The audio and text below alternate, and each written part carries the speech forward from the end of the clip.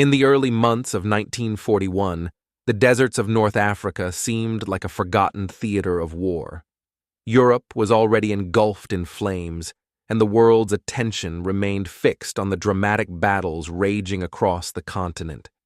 Yet thousands of miles from Berlin, London, and Moscow, another conflict was beginning to take shape, one that would transform the barren sands of Libya and Egypt into a battlefield of maneuver, deception, and relentless pursuit.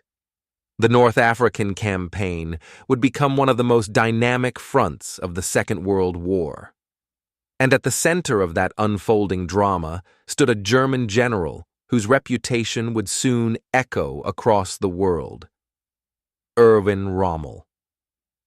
Rommel was not born into the aristocratic military elite that traditionally dominated the German officer corps. Born in 1891 in the quiet town of Heidenheim in southern Germany, he grew up far from the political intrigue and rigid traditions of Prussian command. Instead, Rommel was shaped by discipline, curiosity, and a natural instinct for leadership.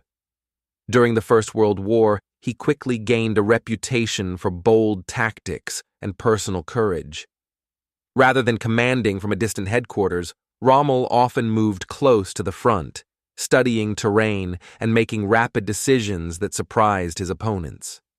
Those early experiences forged the qualities that would later define his wartime legend: speed, improvisation, and an uncanny ability to read the battlefield. By the time the Second World War erupted in 1939, Rommel had already attracted attention for his unconventional thinking. During the German campaign in France in 1940, he commanded the 7th Panzer Division, a fast-moving armored unit that advanced with such speed that even German headquarters often lost track of its position. Allied troops nicknamed it the Ghost Division because it seemed to appear suddenly where it was least expected. Rommel's ability to combine armored vehicles, artillery, and rapid maneuver created confusion among enemy commanders and established him as one of Germany's most aggressive battlefield leaders. His reputation was growing rapidly, but his most famous campaign was still ahead. In early 1941, Germany made a strategic decision to send military support to its struggling Italian ally in North Africa. The mission was risky. Supply lines stretched across the Mediterranean, the terrain was unforgiving, and the British forces defending Egypt were experienced and determined. Yet Berlin believed a bold commander might stabilize the front and perhaps even threaten the British lifeline through the Suez Canal. For this task, they chose Rommel. Few could have predicted that within months, the quiet deserts of North Africa would become the stage on which Rommel would earn a nickname that captured the imagination of both friend and foe alike: the Desert Fox. When Erwin Rommel arrived in North Africa in February 1941, the strategic situation for the Axis powers was far from promising. Italian forces, who had launched an ambitious invasion of Egypt months earlier, had suffered a devastating defeat at the hands of British and Commonwealth troops. Entire Italian divisions had collapsed under the pressure of the British counteroffensive known as Operation Compass. Thousands of prisoners had been captured, and the once confident Italian army was retreating across Libya. For Berlin, the situation was alarming.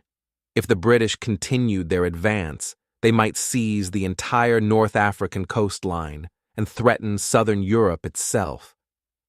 Rommel's mission was officially limited.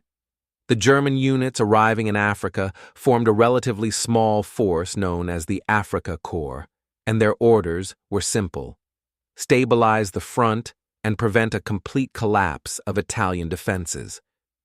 Yet, from the moment he stepped onto African soil, Rommel began to study the battlefield with intense curiosity. The desert was unlike any environment European armies had faced before. There were few natural obstacles, almost no fixed defensive lines, and enormous open spaces where armored units could move rapidly for hundreds of miles. To many commanders, this harsh landscape seemed chaotic and unpredictable. To Rommel, it looked like an opportunity. Instead of waiting passively for reinforcements, as many in the German high command expected, Rommel quickly began planning bold, offensive maneuvers. He believed that speed and surprise could compensate for his limited numbers. British intelligence initially underestimated the German presence, assuming the Axis forces were still too weak to launch a serious attack. Rommel intended to exploit that assumption. Within weeks of arriving in North Africa, he began preparing a rapid counteroffensive designed to push British forces back across the Libyan desert and restore Axis momentum. The coming battles would transform the North African campaign into one of the most fluid and unpredictable theaters of the entire war. Armored columns would race across open sands, supply convoys would stretch across hundreds of miles, and commanders on both sides would rely on improvisation as much as strategy. In this vast desert arena, where visibility could stretch to the horizon and a single maneuver could change the fate of an entire front, Rommel would soon demonstrate why his enemies began to view him with a mixture of frustration, respect, and growing concern. The war in the desert was about to begin in earnest. In March 1941, only weeks after his arrival in North Africa, Erwin Rommel made a decision that surprised both his enemies and many of his own superiors. Rather than waiting for additional reinforcements, as Berlin had instructed, he chose to strike immediately. Intelligence reports suggested that British forces believed the German presence in Libya was still small and unorganized. Their units were stretched thin across a wide front, and many commanders assumed the Axis forces were months away from launching any serious offensive. Rommel saw an opportunity in that assumption. If he moved quickly enough, he might catch the British completely off guard. The desert battlefield allowed for a style of warfare unlike anything seen in Europe. There were few mountains, rivers, or cities to anchor defensive lines. Instead, armored units could maneuver freely across vast open terrain. Rommel understood that mobility would be the key to victory. Tanks, reconnaissance vehicles, and motorized infantry could travel long distances across the sand, appearing suddenly where the enemy least expected.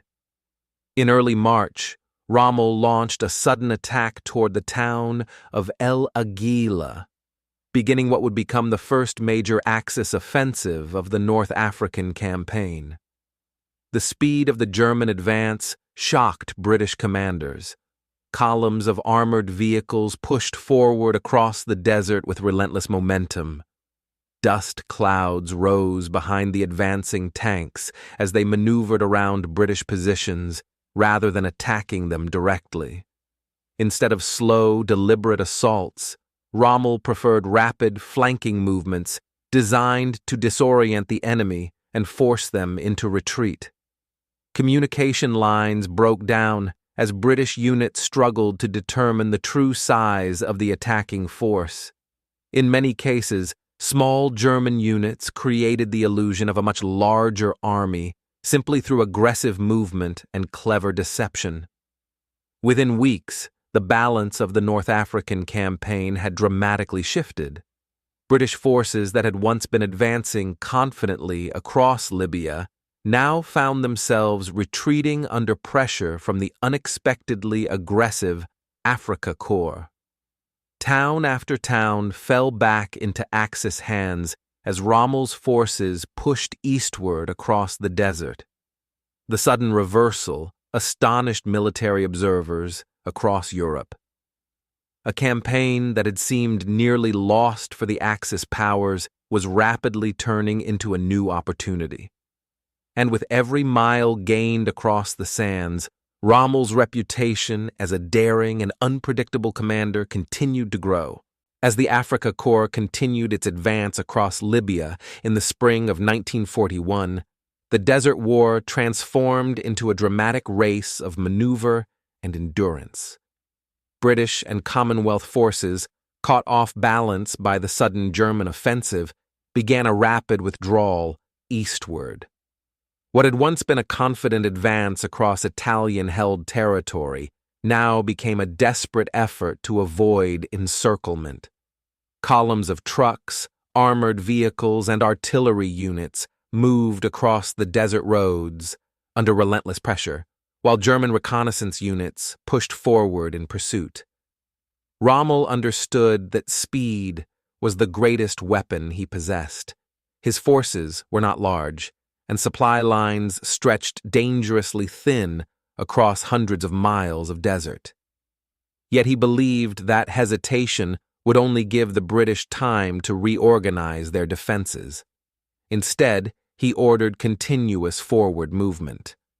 German armored units bypassed strong points, cutting off retreat routes and forcing enemy formations to abandon equipment in order to escape.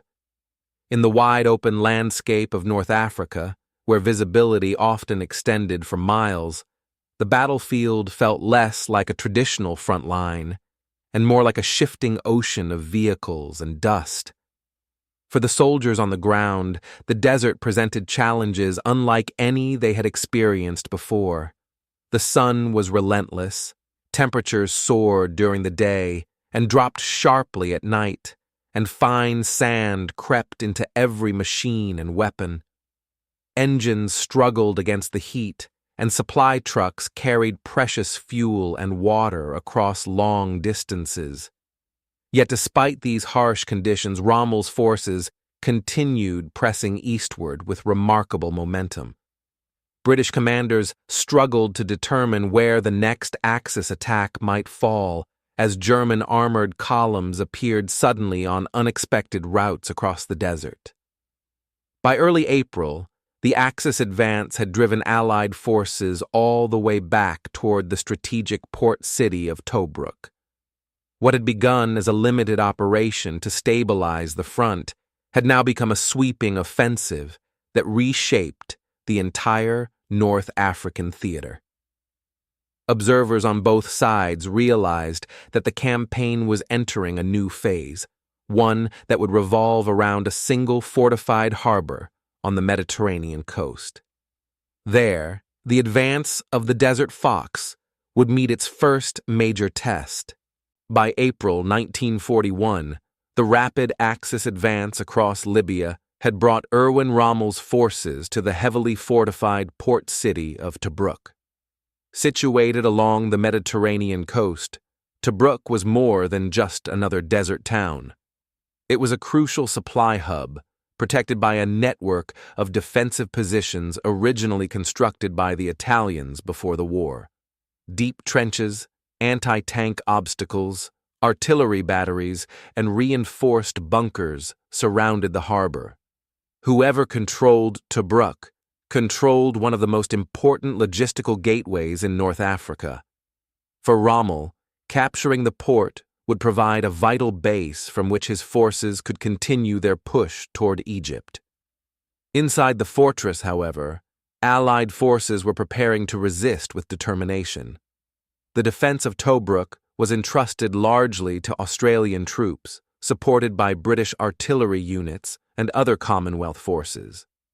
These soldiers understood the importance of their position. If Tobruk fell quickly, the Axis armies might sweep across the remaining desert defenses and threaten the Suez Canal, the lifeline connecting Britain to its empire and the resources of the East. Determined to hold the port at all costs, the defenders strengthened their positions and prepared for what would soon become one of the longest sieges of the North African campaign. Rommel, confident after his rapid victories across Libya, believed Tobruk could be taken swiftly. His initial strategy relied on the same principles that had brought success earlier in the campaign: speed, surprise, and aggressive armored assaults. German tanks and infantry moved toward the outer defenses, probing for weak points and attempting to break through the Allied perimeter. Yet Tobruk proved far more resilient than the scattered desert positions that had collapsed during the earlier retreat. The defensive network around the port absorbed the first Axis assaults, forcing Rommel's troops into a series of difficult engagements against well-prepared defenders. As the fighting intensified around the perimeter, the character of the North African War began to change. The fluid maneuver battles across open desert gave way to a grinding siege. Allied forces inside Tobruk refused to surrender, launching raids and counterattacks from their fortified lines, while Axis troops attempted to tighten their grip around the port. Supply ships slipped into the harbor under the cover of darkness, bringing reinforcements and ammunition to the defenders. What Rommel had hoped would be a quick victory was rapidly turning into a prolonged and exhausting struggle, one that would test the endurance of both armies in the unforgiving desert war. As weeks turned into months in the spring and summer of 1941, Tobruk became the center of one of the most stubborn confrontations of the North African War. The port city remained surrounded by Axis forces, yet it refused to fall. Inside the defensive perimeter, Allied troops adapted quickly to the harsh reality of siege warfare. Trenches were reinforced, supply depots were carefully guarded, and artillery units maintained constant vigilance over the desert approaches. The defenders understood that survival depended not only on strength, but on endurance and discipline.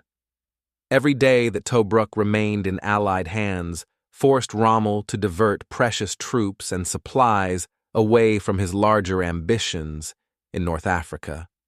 Life inside the fortress was far from easy. The desert climate punished soldiers on both sides of the front lines. Dust storms could appear without warning, reducing visibility and covering equipment with fine sand that infiltrated engines, rifles, and communication gear. During the day, the heat pressed down relentlessly, while nights often brought sudden cold winds sweeping across the desert. Yet the defenders of Tobruk developed a reputation for resilience. Patrols ventured beyond the defensive lines at night, striking at Axis supply routes and capturing intelligence. These constant raids kept Rommel's forces on edge, preventing them from settling into a comfortable siege. For Rommel, the situation was becoming increasingly complicated. His reputation had grown rapidly during the dramatic advances across Libya, but the failure to capture Tobruk quickly exposed the limits of his resources. Supplies had to travel hundreds of miles across the desert, vulnerable to air attacks and mechanical breakdowns. Fuel, ammunition, and spare parts were always in short supply. Every offensive operation required careful planning, yet Rommel remained determined to maintain pressure on the fortress. He believed that persistence and clever maneuvering could still break the Allied defenses. Beyond the battlefield, the siege of Tobruk was attracting international attention. Newspapers in Britain began referring to the defenders as the Rats of Tobruk, a nickname that the soldiers themselves soon adopted with pride. The port had become more than a military objective. It was now a symbol of resistance in the wider struggle of the war.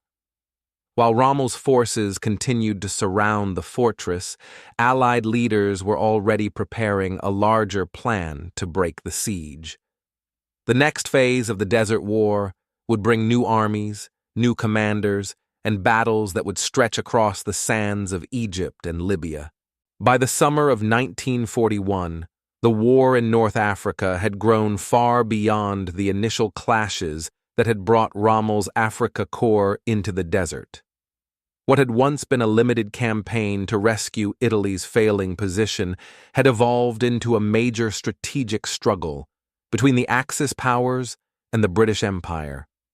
Both sides recognized the enormous importance of the region. Control of North Africa meant influence over the Mediterranean, access to the Middle East, and protection of the Suez Canal, one of the most critical maritime routes in the world. As the siege of Tobruk continued, reinforcements began arriving on both sides of the conflict. For the British, the situation demanded decisive action. The defense of Tobruk had held longer than expected, but the fortress remained surrounded and under constant pressure. Military planners in Cairo and London began organizing a large relief operation aimed at breaking the siege and pushing Axis forces back across Libya. New armored divisions arrived in Egypt, bringing fresh tanks, artillery, and trained crews eager to test themselves against the now famous Afrika Korps. British commanders hoped that superior numbers and improved coordination would allow them to regain the initiative in the Desert War. Rommel, meanwhile, faced a complicated strategic reality. Although his daring offensives had gained significant territory, his army remained heavily dependent on long supply lines stretching across the Mediterranean and the Libyan desert. Every drop of fuel, every spare part, and every crate of ammunition had to travel vast distances before reaching the front. Allied naval forces and aircraft constantly threatened these supply routes, sinking ships and disrupting the flow of vital resources. Despite these challenges, Rommel continued to rely on aggressive tactics, believing that swift maneuver could compensate for the limitations of his logistical situation. As both armies prepared for the next stage of the campaign, the desert itself became an arena of constant tension.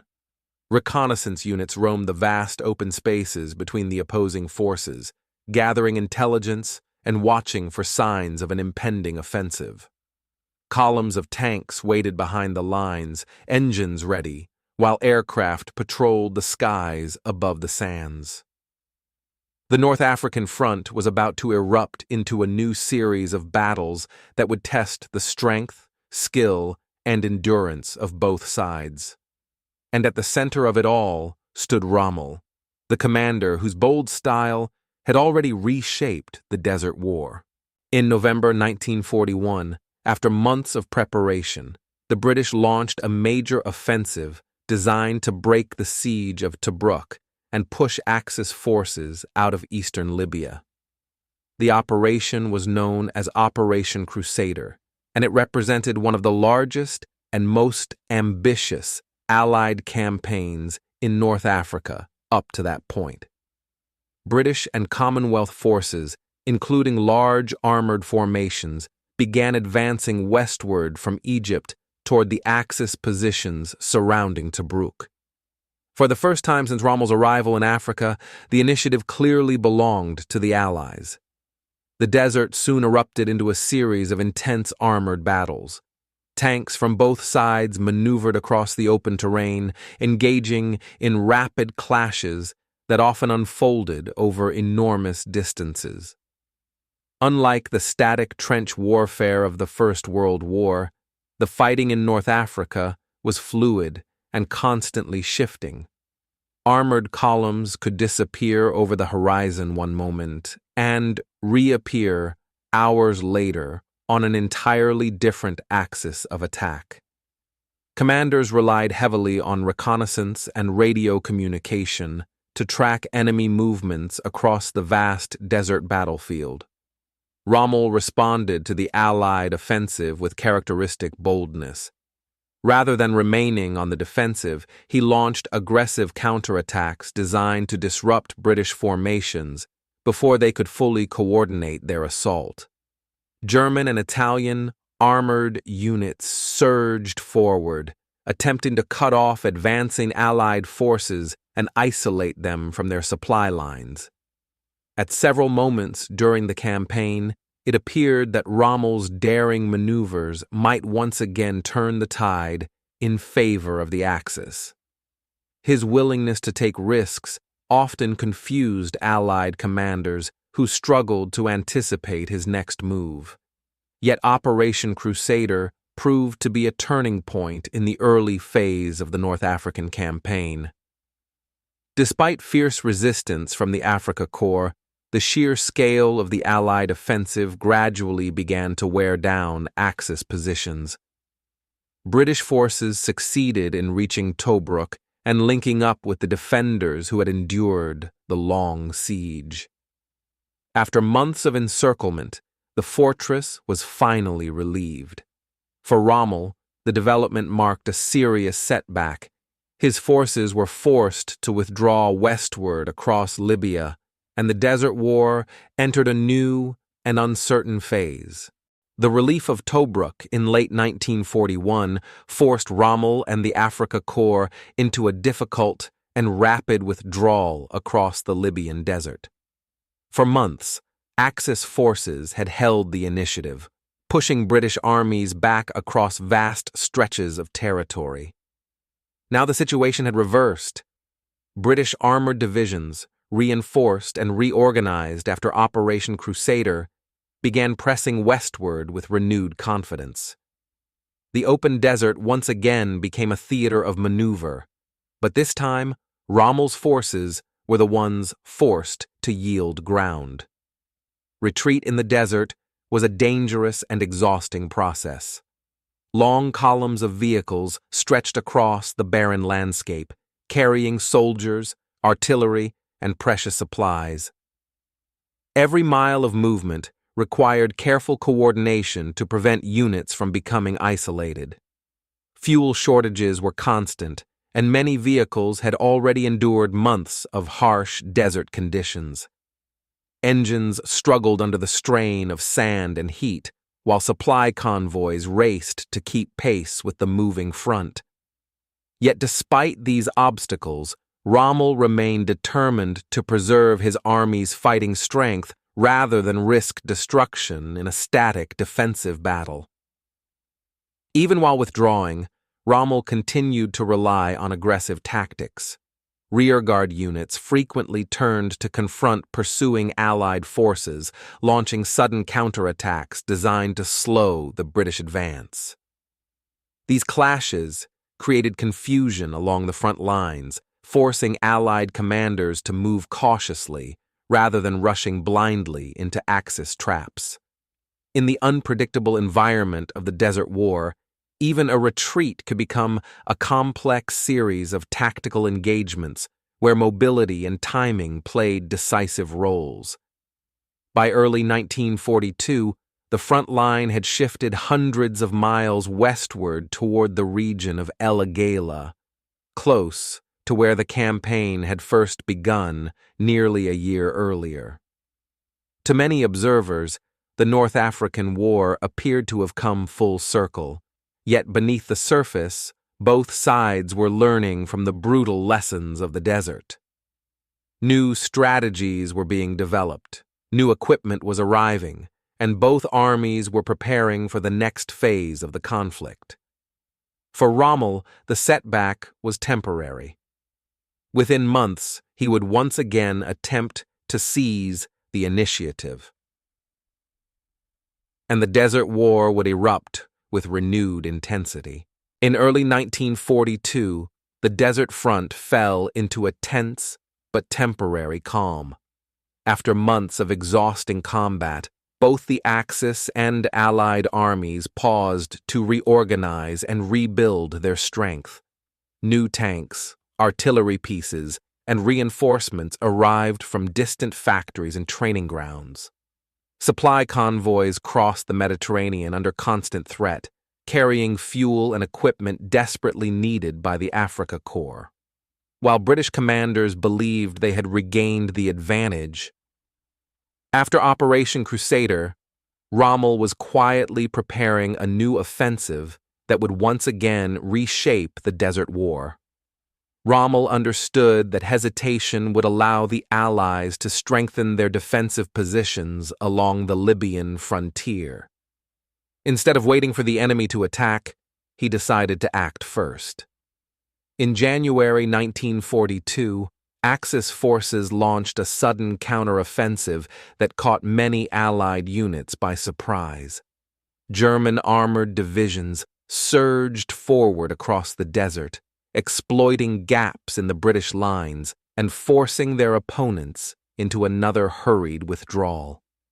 The rapid maneuver warfare that had characterized Rommel's earlier victories returned to the battlefield, with tank formations racing across open terrain and reconnaissance units probing deep behind enemy positions. The momentum of the Axis advance quickly became apparent. British forces, still reorganizing after their previous offensive, struggled to contain the renewed push. Towns and defensive positions that had been secured only weeks earlier began to fall back into Axis hands. Once again, the Desert War turned into a sweeping contest of mobility, where control of the battlefield could shift dramatically in a matter of days. Rommel's leadership played a crucial role in these developments. His ability to coordinate fast-moving armored units allowed the Afrika Korps to regain much of the territory lost during the earlier retreat.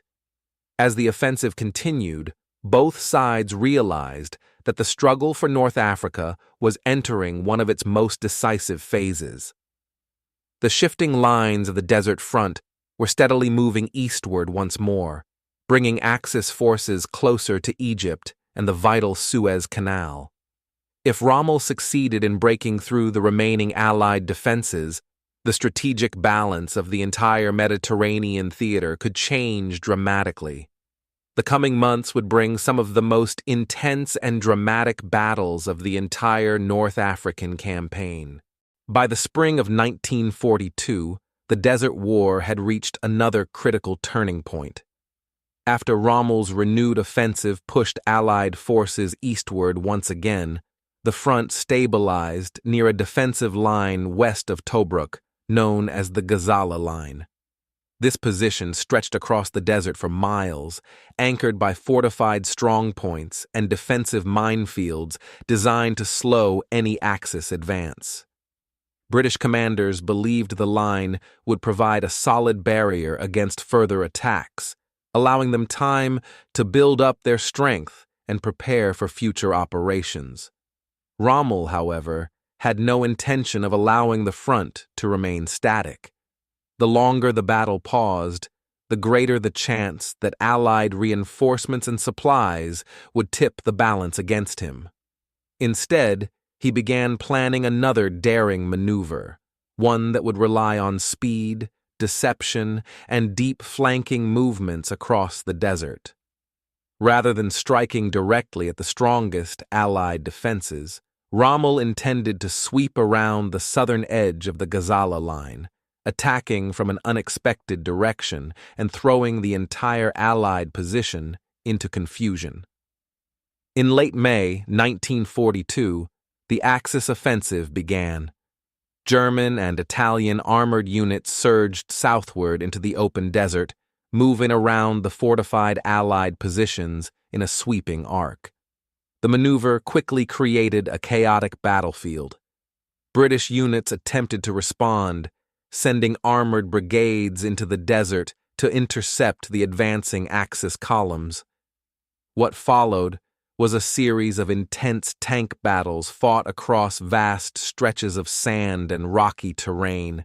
Smoke, dust, and the roar of engines filled the desert as armored formations clashed in one of the largest mechanized engagements of the North African campaign. As the battle unfolded, Rommel's forces gradually gained the advantage through aggressive maneuver and careful coordination between tanks, artillery, and anti-tank weapons. The complex battlefield around Gazala became a maze of moving formations and shifting front lines. Allied commanders struggled to maintain control as Axis units pressed deeper into their defenses. Within weeks, the entire Allied position began to collapse, forcing another retreat toward the east. The victory at Gazala opened the road toward Tobruk once again. And this time, the fortress would face an even greater threat than before. In June 1942, the North African campaign reached one of its most dramatic moments. After the Axis victory at Gazala shattered the Allied defensive line, the path toward Tobruk lay open once again. Just a year earlier, the port had endured a long siege that turned it into a symbol of Allied resistance. Now, however, the strategic situation was very different. Allied forces were retreating rapidly across the desert, their defensive lines disorganized by the scale and speed of the Axis advance. Rommel recognized the opportunity immediately. If Tobruk could be captured quickly, it would provide a vital supply port for his army and open the road toward Egypt. Rommel wasted no time.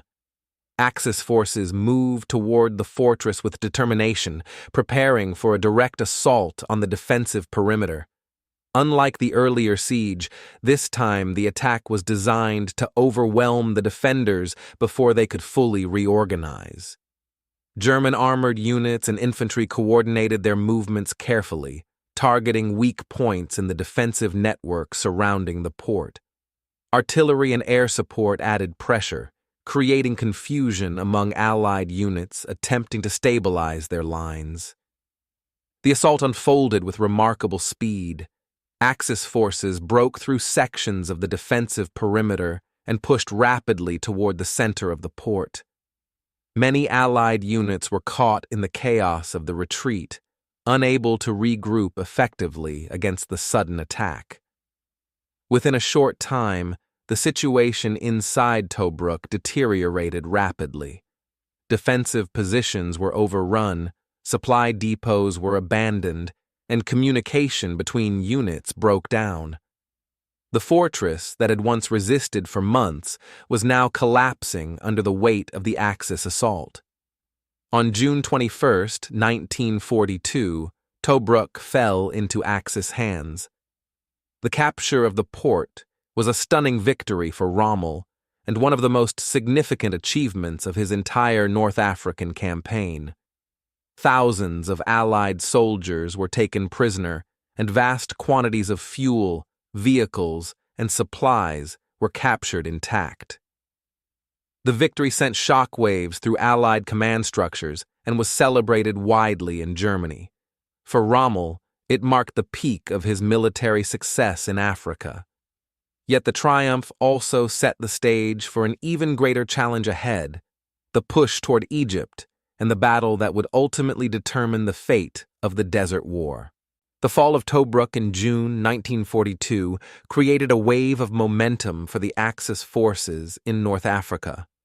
With the port captured and large quantities of fuel and supplies now in German hands, Rommel saw an opportunity to press his advantage before the Allies could recover. Rather than pausing to consolidate his position in Libya, he pushed his forces eastward with remarkable speed.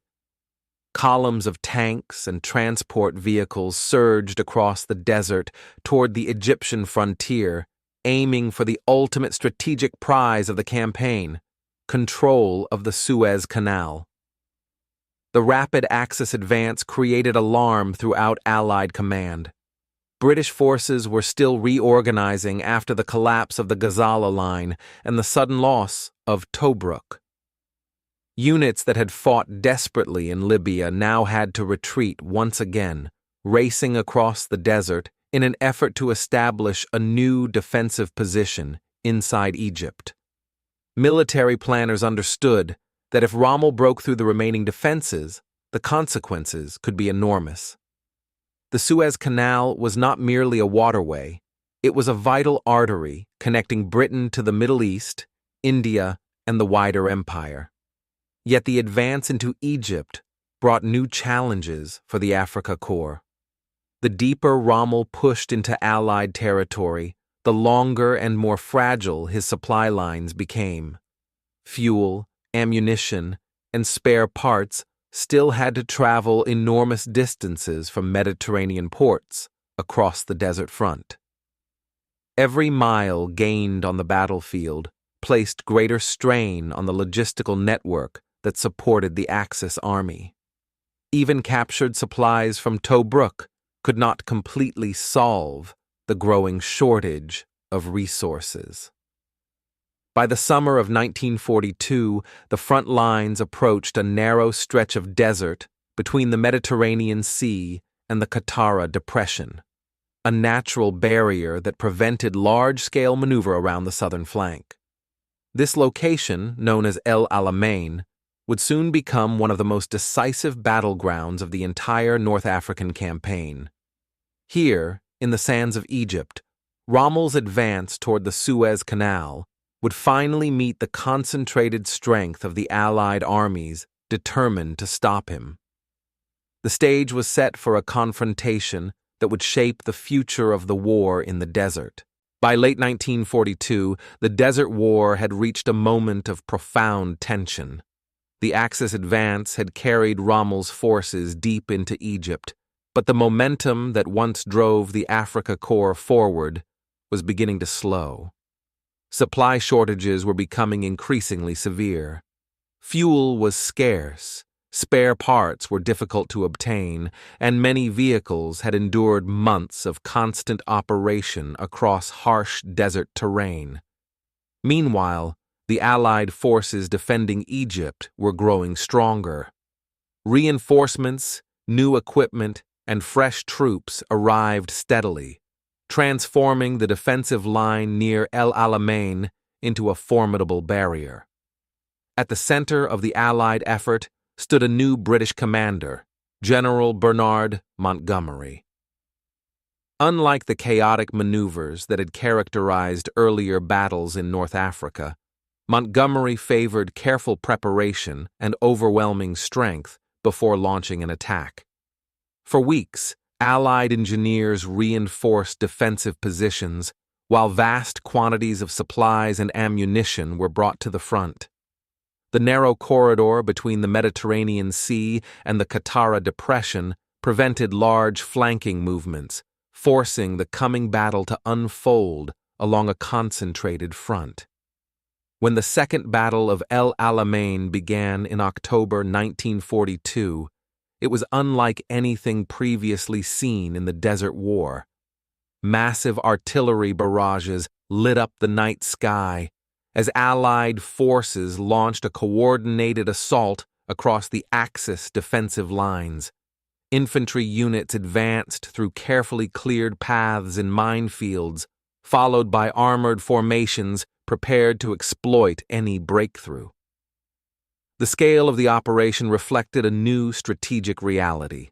The Allies were no longer simply trying to survive in North Africa. They were determined to decisively defeat Rommel's army. Despite determined resistance from German and Italian forces, the Axis position gradually began to crumble under the weight of the Allied offensive. The shortages that had plagued Rommel's army now became impossible to ignore. Without sufficient fuel or reinforcements, his forces could not sustain prolonged combat against the growing Allied strength. As the battle unfolded, Rommel faced a difficult but unavoidable decision. To preserve what remained of his army, he would have to begin a long retreat across the desert. The turning point of the North African War had arrived. The retreat from El Alamein marked the beginning of the end for the Axis campaign in North Africa. After months of intense fighting, Rommel's once formidable army was forced to withdraw westward across the desert once again. Allied forces advanced steadily behind them, supported by growing air superiority and a powerful logistical network that allowed supplies and reinforcements to reach the front in unprecedented quantities. The dynamic desert war that had once seemed unpredictable now began to shift decisively in favor of the Allies. Even in retreat, Rommel demonstrated the tactical skill that had earned him international recognition. Rearguard actions and carefully organized withdrawals slowed the Allied pursuit, allowing portions of the Axis army to escape destruction. Yet the broader strategic picture had already changed. New Allied operations in North Africa, combined with the steady advance from Egypt, placed the Axis forces under increasing pressure from multiple directions. By 1943, the campaign that had once promised bold victories for the Afrika Korps was drawing toward its final chapter. Despite the eventual defeat of Axis forces in North Africa, Rommel's reputation as a commander endured long after the battles ended. His ability to conduct fast-moving armored warfare in the harsh desert environment impressed both allies and adversaries. Soldiers who fought against him often acknowledged the creativity and daring that characterized his leadership. Rommel's campaigns became a subject of intense study among military historians, who examined the tactics and strategies that defined the Desert War. Today, the story of the Desert Fox remains one of the most compelling chapters of the Second World War. The battles fought across the sands of Libya and Egypt were not merely clashes of tanks and armies. They were contests of leadership, logistics, and endurance in one of the harshest environments on Earth. Rommel's rise and fall in North Africa reflects both the possibilities and the limits of bold command in modern warfare. In the shifting sands of the desert, his legend was forged, and the course of the war was forever shaped by the struggle that unfolded there.